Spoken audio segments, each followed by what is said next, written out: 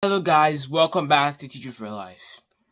And for you guys who don't know me, my name is Liam and I'm 12 years old. I am in 6th class. And today we're going to be sharing about the law of trade-offs. Yes, you must give up to go up.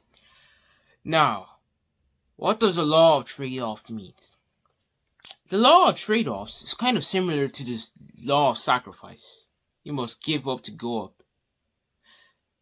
Meaning that if you want to become the richest man in the world that you've ever dreamed of, it's just been in your head, but you haven't even thought of turning it into reality, you're missing one point. The point is, you want to achieve your goal to be rich, but in the other hand, you have some other stuff behind you that are killing you.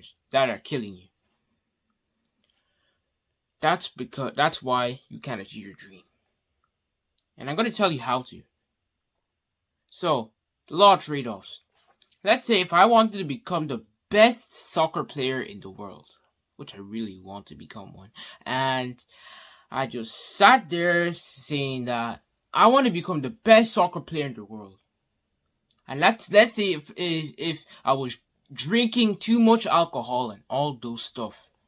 I'll drink too much alcohol, and then I realized, man, you think drinking alcohol will really achieve your dream?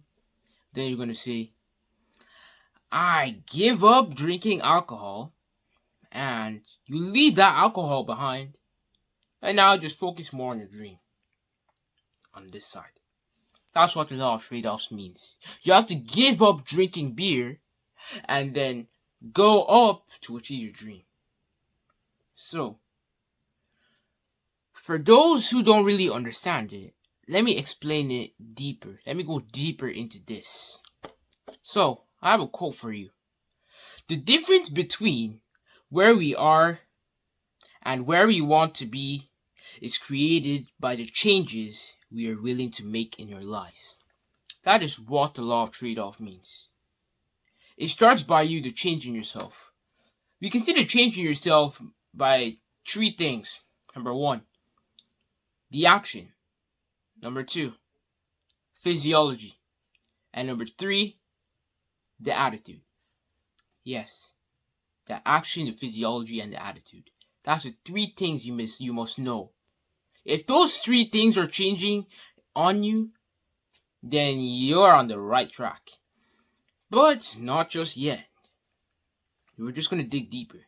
So, the law of trade-offs.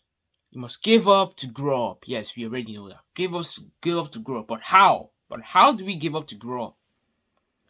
I want you guys to write in the comments down that what do you guys drink, eat, or do that you know that it's not good. I want you to write that down.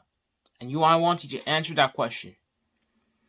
The thing that you don't like, that you do, you know it is not good, but you still do it. If you're going to be a person who really wants to have better lungs, stop smoking. Yes, stop smoking. If you really want to be a healthy person, stop eating junk food. If you want to have your teeth cleaned, stop eating too much bad stuff. Like Tic Tac, all those sweet stuff. Nah, stop them. Get them out of your list. And then replace them with healthy stuff. Law of trade-offs. That's the only way you will be the person who you want to be. That's the only way. Because if you guys don't apply the law of trade-offs, you will remain the same person you were like tomorrow. When I mean tomorrow, I mean 2 years ago. So, for example of me, you can see the difference between 6 months ago and now. Why?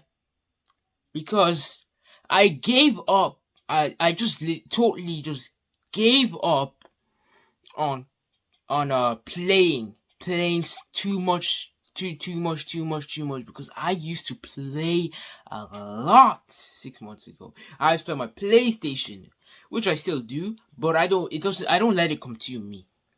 Yes. I just focus on more on making videos than playing on my PlayStation. Before, 6 months ago, it was opposite. So I decided to give up to go up. Give up to go up. Yes. When it means give up, don't say, nah, I give up already to achieve my dream.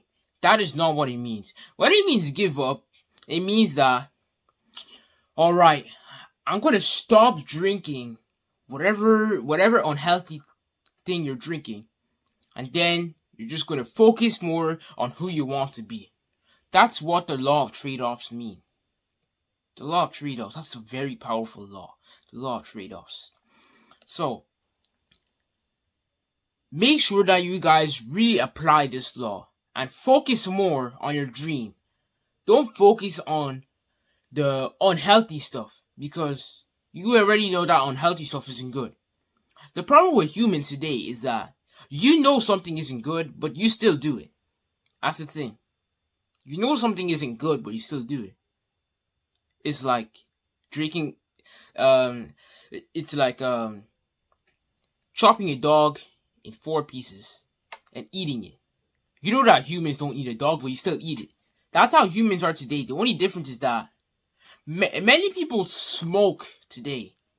Many people smoke. They know that smoking is bad for your lungs, and then you just continue smoking, sitting there, smoking all day long.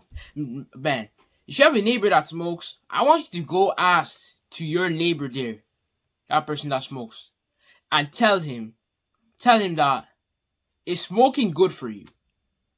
The obvious answer would be no. The problem is, why do they still do it? Why do they still smoke, even though it's bad for their health? They still do it because they see other people do it as well. Yeah. The influence that you give to people is more likely to go everywhere. Yes, that's true. If you put a smile on your face in front of 20 people, those 20 people will start smiling.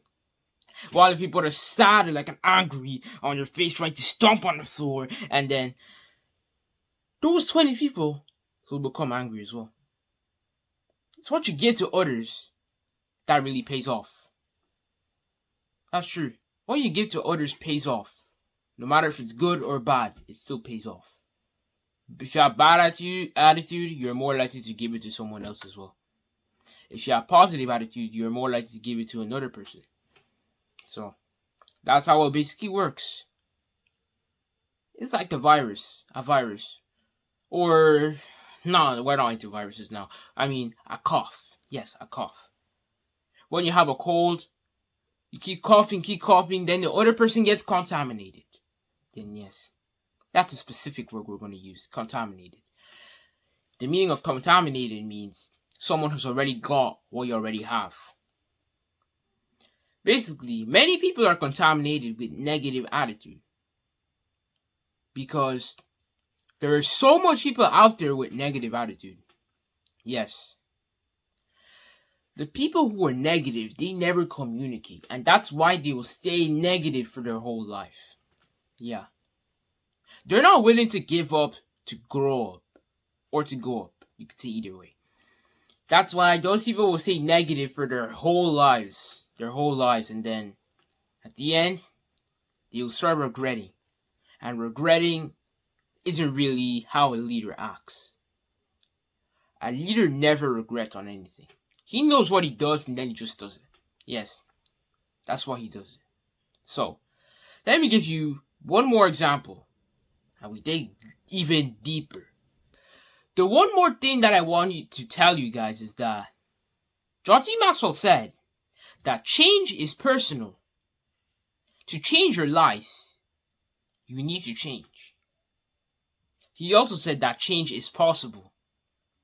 Everyone can change. That's true. Everyone can commit that I will change or I will not change. They either have 2 options, I will or I will not. And lastly, John C. Maxwell said, change is profitable.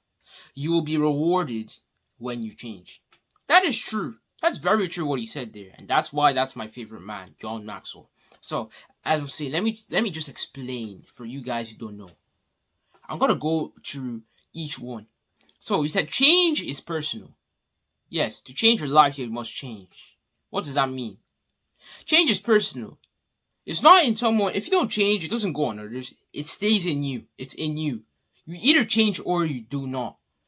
Like I was saying, law trade-offs. If you're a person who smokes a lot, you can make a decision to change or to continue smoking,